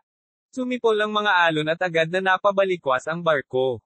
Sa oras na ito, isang gintong liwanag ang kumislap at bumalot sa buong barko, na nagpapatatag sa katawan ng barko na malapit ng tumaob. Kabanata 1099, gusto ko ang inner core ng Demon Beast. Paglingon niya, nakita niya si Qin Yu na nakatayo sa tabi ni Yao Meng. Ang kanyang mga mata ay diretsyong nakatingin sa 10 odd Demon Beasts. Ang kanyang mga mata ay naglalabas ng matako na liwanag. Qin Yu, sa wakas nakalabas ka na. Hindi napigilan ni Yao Meng ang mapait na mapangiti. Napakamot ng ulo si Qin Yu at sinabing, I'm sorry. Hindi ko akalain na ganito pala kabalisa ang sitwasyon. Inilibot ni Yao Meng ang kanyang mga mata kay Qin Yu at sinabing, ipapaubaya ko sa iyo ang gawaing protektahan ang barko. Napangiti si Qin Yu at sinabing, huwag kang mag-alala. Pagkatapos sabihin iyon, pinrotektahan ni Qin Yu ang barko gamit ang isang kamay. Pagkatapos, bumangon ang kanyang katawan mula sa lupa. Ang Golden Rays ay bumaril sa lahat ng direksyon at nakakalat sa ibabaw ng dagat tulad ng pagsikat ng araw. Black Dragon Shark. Isa itong Earth-rank Demon Beast, sabi ni Qin Yu sa mahinang boses. Sa mga sandaling ito, ibinabaon ni Chiang Mang ang kanyang kamao sa ulo ng Black Dragon Shark. Puno ng dugo ang malaking ulo ng Black Dragon Shark. Bahagyang nanginig ang katawan ni Qin Yu, at muling umangat ang kanyang katawan sa hangin. Pinagdikit niya ang kanyang mga palad, at agad na kumalat ang mga gintong palad mula sa kanyang katawan. Ito ang heaven rank technique ng Martial Arts Association ng Jingdo, ang Thousand Hands of Buddha. Ang hindi mabilang na mga gintong palad ay nagmula sa lahat ng direksyon, at saan man sila mahawakan, ang dugo at laman ay lumipad kung saan-saan. Ads by Pop Future. Ang Demon Beast na nasugatan na ay agad na nabasag sa meat paste ng libong kamay ng mga Diyos at Buddha. Sa pagdagdag ni Qin Yu, ang sitwasyon ay agad na nabaligtad. Hinuyam niya ang kanyang golden fist at dumating na may malakas na putok. Ang kapangyarihan na maaaring durugin ang mga tuyong damo at durugin ang bulok na kahoy ay pinakawalan sa isang walang kapantay na antas. Sa pamamagitan ng isang bang, direkta nitong binasag ang ulo ng isang demon beast. Nanginginig ang braso ni Kung Yun, at ang kanyang mahabang sibat ay tumusok sa ulo ng demon beast na parang dragon. Pinagdikit ni Chu He daw ang kanyang mga palad, at isang matinding enerhiya ng Qi ang lumabas, na durog sa katawan ng demonic beast. Hinawakan ni Zhuang Teng ang banal na espada sa kanyang kamay at bumangon mula sa lupa, pinutol ang demonyong hayop sa dalawa. Sunod-sunod na bumagsak ang malalaking demonyong hayop. Si Qin Yu, na nasa kanyang tuktok, ay masasabing hindi magagapi, halos walang harang. Sa isang maikling tagal ng 10 minuto, ang mga demonyong hayop na ito ay bumagsak na sa ibabaw ng dagat, ang kanilang panloob na Qi ay nasaran ng loob. Ang katawan ng lahat ay nabahira ng dugo, ngunit ang kanilang panloob na Qi at dugo ay tila hindi nasaran ng loob. Puno sila ng fighting spirit. Hindi maiwasang magbago ng husto ang ekspresyon ng matanda. Nang makitang hindi maganda ang mga bagay, tumalikod siya at nagplanong umalis. Ngunit sa oras na ito, ang espasyo sa kanyang harapan ay diretsyong selyado. Kahit anong pilit niya, hindi siya makalaya. Si Qin Yu ay tumapak sa ibabaw ng dagat at naglakad. Nagningning ang palad niya at inalis ang space restriction. Gusto pang lumaban ng matanda, ngunit ang kalahati ng kanyang katawan ay nabasag ng palad ni Qin Yu. Ads by Pop Future. Labis na takot ang matanda. Ilang taon na siyang nag-aamok dito, pero hindi niya inaasahan na mabaligtad siya sa pagkakataong ito. Huwag kang gagalaw. Malamig na tiningnan ni Qin Yu ang matanda at binuhat ito na parang manok. Mayroon akong mga mata ngunit hindi ko kilala ang totoong tao. Mangyaring iligtas ang aking buhay. Sabi ng matanda na may nanginginig na boses. Hindi pinansin ni Qin Yu ang kanyang nagmamakaawa na mga salita. Sa halip, tumingin siya sa dagat at sinabi, pinatawag mo ba ang lahat ng demonyong halimaw na ito? Natigilan ang matanda, saka siya tumanggo sa takot. Tumanggo si Qin Yu. Pinuhat niya ang matanda hanggang sa bangka. Bantayan mo siya, sabi ni Qin Yu. Naikuyom ni Changmang ang kanyang kamao at sinabing, huwag kang mag-alala. Pagkatapos niyang magsalita, humakbang si Chinyu at dumating sa harap ng mga demonyong halimaw na ito. Ginamit niya ang tansong espada upang hiwain ang mga katawan ng mga demonyong halimaw na ito at inilabas ang pinakaloob. Kailangang sabihin na ang panloob na kaibuturan ng Martial Saint Demonic Beast na ito ay talagang pambihira. Hindi lamang ito ay mas malaki kaysa sa isang ordinaryong panloob na core, ngunit ang espiritual na chi na ibinubuga mula dito ay napakadalisay din. TSK, isang hindi inaasahang pakinabang. Bahagyang nasa sabik si Chinyu. Inilabas niya ang kaloob-looban ng mga demonyong hayop na ito at bumalik sa bangka. Ang inner core na ito ay mga banal na bagay para sa cultivation. Hatiin natin ang mga ito. Ibinahagi ni Chinyu ang inner core sa lahat. Ads by Pop Future. Pagkatapos ng isang round, halos lahat ay makakakuha ng 2. Pagkatapos, naglakad si Chinyu sa harapan ng matanda.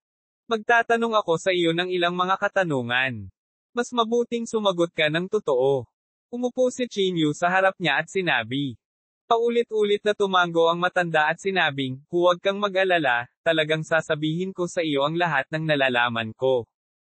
Itinuro ni Chinyu ang mga katawan ng mga demonyong hayop na iyon at sinabing, ang mga demonyong hayop na ito ay nakapasok na sa Martial Saint Realm. Bakit hindi pa sila nagbabago sa anyo ng tao? Hindi pa sila nakabuo ng ganap na divine sense. Mabilis na sinabi ng matanda, hindi ko rin alam.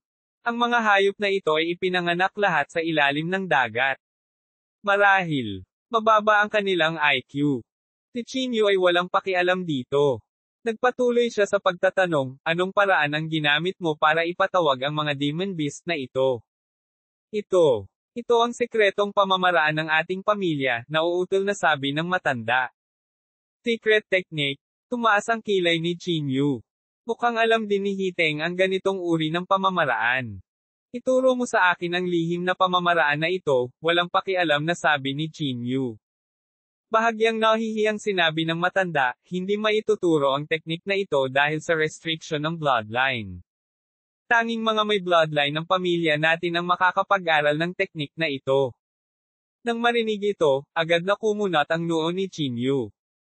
What the F*** are you talking about? Are you trying to deceive us? Lumakad paarap si Changmang at sinampal ang kanyang mukha. Tinakpin ng matandang lalaki ang kanyang mukha at sinabing may naaagrabyado na ekspresyon, totoo ito. Isinusumpa ko na talagang hindi ako nagsinungaling sa iyo.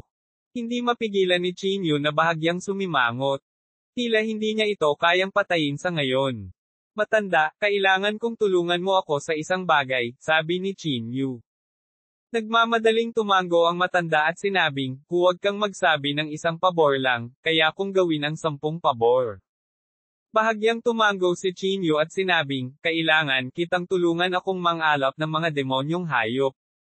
Mas marami ang mas mabuti. Mas malakas ang mas mahusay. Kabanata 1100, Sinaunang Makapangyarihan. Nang marinig ito ng matanda, saglit siyang natigilan. Ang mga ordinaryong tao ay maiiwasan ang mga demonyong hayop, ngunit ang Chinyu na ito ay talagang gustong ipatawag niya ang mga demonyong hayop. At mas marami ang mas mabuti. Si Zhuangteng, na nasa gilid, ay hindi rin masyadong naiintindihan. Naglakad siya pasulong at pinaalalahanan, Chinyu, hindi naging madali para sa atin na alisin ang mga demonyong halimaw na ito. Kung gagawin natin ito muli, natatakot ako na hindi na tayo makakatagal. Napangiti si Chinyu at sinabing, syempre hindi ngayon. Nataranta ang matandang katabi niya nang marinig ito. Gayunpaman, naunawaan niya sa kanyang puso na pansamantalang nailigtas ang kanyang buhay. Kapag nakarating na tayo sa Cloud Dragon Island, magtatayo ako ng isang formation. Sa oras na iyon, hindi magiging napakahirap na palibutan at lipulin ang mga demonyong hayop, sabi ni Chinyu. Kung makukuha nila ang kanilang panloob na core, ang paglalakbay na ito ay maituturing na isang mahusay na ani. Hindi magiging napakahirap para sa kanila na tumuntong sa gitnang yugto ng Martial Saint Realm. Cloud Dragon Island. Pupunta kayo sa Cloud Dragon Island. May bakas ng takot ang sumilay sa mukha ng matanda nang marinig niya ang mga salitang ito. Bakit? Alam mo ba ang tungkol sa Cloud Dragon Island? Tanong ni Chinyu. Napalunok ng laway ang matanda at sinabi sa nanginginig na boses, narinig ko na ang Cloud Dragon Island ay puno ng panganib at wala ng balikan. Hindi ko alam kung ilang martial saints ang namatay doon. Sandaling huminto ang matanda nang sabihin niya ito at mahiwagang sinabi, narinig ko na may isang sinaunang makapangyarihang figure na natutulog sa Cloud Dragon Island na ito. Kapag may nakagambala dito, tiyak na papatayin siya. Ancient mighty figure. Nagulat si Yao Meng at ang iba pa. Pinaikit ni Chinyu ang kanyang mga mata at malamig na tumingin sa matanda. Totoo ba ang sinabi mo? Lahat ito ay mga alamat. Hindi ko alam kung totoo o hindi, ang nahihiyang ngiti ng matanda. Ngunit ang matitiyak ko ay mayroong napakabangis na demonyong hayop na nagbabantay sa islang ito. Napakabangis na mga demonyong hayop. Gaano sila kabangges? Paano sila kumpara sa Azure Dragon Shark? Lumakad si Changmang at nagtanong. Umiling ang matanda at sinabing, kung ikukumpara sa mga demonyong hayop sa Cloud Dragon Island, ang Azure Dragon Shark ay maaari lamang gawing isang bagay na nakabalot sa tiyan. Nang marinig ito, hindi napigilan ng lahat na mapabuntong hininga. Ang lakas ng Azure Dragon Shark ay hindi mahina. Maging si Changmang at ang iba pa ay kailangang gumastos ng 9 na baka at 2 Tiger Sea Strength para patayin ito. Hindi nila inaasahan na ang isang demonyong hayop sa ganitong antas ay mababawasan lamang sa isang tiyan. Sinasabi na ang pinakamalakas na demonyong hayop sa Cloud Dragon Island ay tinatawag na Cloud Dragon. Ito rin ang true guardian demon beast sa isla, patuloy ng matanda. Bukod sa Cloud Dragon, mayroon ding malaking bilang ng mga nangungunang demonyong hayop. Ipinapayo ko sa iyo na huwag pumunta sa Cloud Dragon Island. Ang iilang tao na naruroon ay hindi maiwasang mapatingin sa isa't isa. Nakita ni Chinyu ang kanilang mga alalahanin at sinabi, kung sino man sa inyo ang natatakot, maaari kang sumakay ng bangka at umalis pagkatapos mong makarating sa Cloud Dragon Island. Tahimik ang eksena at walang nagsasalita. Damn it, bakit tayo matatakot? Ang ating mga ulo ay parang isang mangkok na may malaking peklat. Ano ang dapat katakutin? Sabi ni Changmang. Hindi rin ako aalis. Sumunod si Chuhi daw sa likuran. Tama si Kuya Changmang. Nandito na tayo. Walang dapat ikatakot. Sabi din ni Xiao Yuan. Mga ad ng Pop Future. Nang makita ito, ang iba ay nagpahayag din ng kanilang paninindigan at walang planong umalis. Bahagyang tumango si Chinyu at sinabing, sige. Gagawa tayo ng isa pang plano pagdating natin sa Cloud Dragon Island. Paano natin haharapin ang matandang ito? Tanong ni Changmang. Sumulyap si Chinyu sa kanya, pagkatapos ay itinaas ang kanyang daliri, at isang banal na liwanag ang pumasok sa kanyang banal na kahulugan. Naglagay ako ng marka sa iyong banal na kahulugan. Mas mabuting huwag kang magplanong tumakas, kung hindi ay masisira ang iyong katawan at kaluluwa, babala ni Chinyu. Bakas ang takot sa mukha ng matanda. Sabi niya sa nanginginig na boses, ako. Ayokong pumunta sa Cloud Dragon Island. Ito ay isang lugar na may maliit na pagkakataong mabuhay. Ako. Kung maglakas loob kang magsalita muli ng walang kaparerekan, papatayin kita ngayon, malamig na sabi ni Chinyu. Nang makita ito ng matanda, walang nagawa kundi ang sumuko at pumayag. Pagkatapos nito, inutusan ni Chinyu ang mga tao na ikulong ang matanda sa basement. Sa wakas ay natapos na ang bagyo, at nagpatuloy ang barko patungo sa Cloud Dragon Island. Nagtipon ang lahat sa deck at pinag-usapan ang paglalakbay sa Cloud Dragon Island. Hindi ko alam kung totoo o mali ang sinabi ng matandang iyon. Isang sinaunang makapangyarihang tao. Sa tingin ko ay hindi ito posible, sabi ni Zhuang Teng.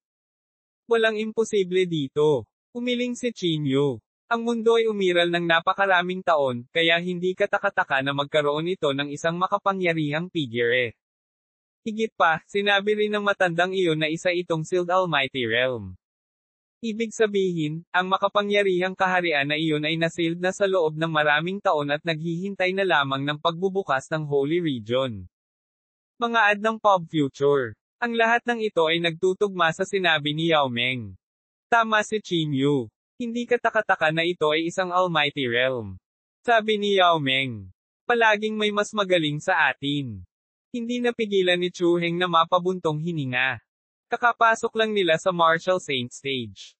Noong una, inakala nila na hindi sila magagapi sa mundo. Gayunpaman, hindi nila inaasahan na mayroon pa ring isang makapangyarihang figure sa mundong ito. Kadalasan, kung hindi maabot ng isa ang yugtong iyon, hinding-hindi makikita ng isa ang mundong iyon. Ang pagkakaiba sa mga yugto ay hinati ang iba't ibang mundo. Ang mga taong ipinanganak sa ulap ay makakakita ng ibang mundo kaysa sa mga lumaki sa lupa. Kung ang isa ay hindi naging isang Marshall Saint, maaaring hindi sila kailanman nakipag-ugnayan sa makapangyarihang kaharian. Katulad ni Gong Chanyo, matigas ang ulo niyang naniniwala na ang kanyang nakita ay katotohanan ng mundo, ngunit hindi niya alam na ito ay dulo lamang ng malaking bato ng yelo. Ang barko ay patuloy na sumulong. Sa bilis na ito, kakailanganin lang nila ng 2 araw para makarating sa Cloud Dragon Island. Nang si Chinyu at ang iba pa ay babalik na sa kanilang mga silid, lumakad si Gong Chanyo na may nakakahiyang ngiti. Humihingi ako ng paumanhin sa aking kamangmangan kanina, sabi ni Gong Chanyo na may nakakahiyang ngiti. Hindi ko akalain na expert talaga kayo. Sige, kung may sasabihin ka, sabihin mo kaagad. Huwag mo nang sayangin ang oras natin. Medyo naiinip si Chang Mang. Nagmamadaling iwinagayway ni Gong Chanyo ang kanyang kamay at sinabing, ayos lang, ayos lang. Gusto ko lang makipagkaibigan sa inyong lahat.